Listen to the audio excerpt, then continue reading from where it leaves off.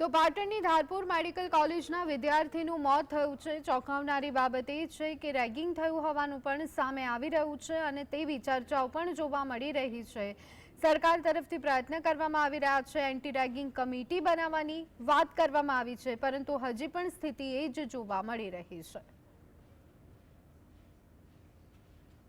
પાટણ સ્થિત જીએમઆરએસ કોલેજના ધારપુરમાં પ્રથમ વર્ષના વિદ્યાર્થીનું જે દુઃખદ મોત થયું છે એને લઈને ક્યાંક ને ક્યાંક જે મેડિકલ સત્તાવાળાઓ છે હરકતમાં આવે છે અને હવે જ્યારે જીએસટીની ટીમ ઘટના સ્થળે પહોંચી છે અને અનેક નવા ખુલાસા થઈ રહ્યા છે, એમને એવી જાણવા મળ્યું છે કે આ એક જે વિદ્યાર્થીઓ હતા એ એક નથી પરંતુ 12 વિદ્યાર્થીઓ એટલે કે 1 ડઝન વિદ્યાર્થીઓ સાથે રેગિંગ થયાનું ફલિત થયું છે અને એમાંથી આ જ વિદ્યાર્થી છે એને ક્યાંક ને ક્યાંક સદમાં લાગતા કોઈ કારણસર એનું રહસ્યમય રીતે મોત થયું છે। કેમેરામેન દ્રશ્ય બતાવે અત્યારે એક જે મેડિકલ કોલેજના સુપ્રિન્ટેન્ડન્ટ તેમજ અન્ય સભ્યો અત્યારે હરકતમાં આવ્યા છે અને જે અત્યારે ચર્ચા ચાલી રહી છે, પૂછપરછ ચાલી રહી છે અને કોણ વિદ્યાર્થીઓ સંડોવાયેલા છે એના માટે તપાસ થશે। આ તપાસ રાજ્ય સરકારને મૂકવામાં આવશે। રાજ્ય સરકાર શું પગલાં લે છે જોયું, પરંતુ જે રેગિંગની ઘટનાઓ સામે જે રીતે આ ઘટના બની અને જે તેજસ્વી યુવક કહેવાય જે પોતે કારકિર્દી બનાવવા માગતો હતો ડૉક્ટરીને, એને જ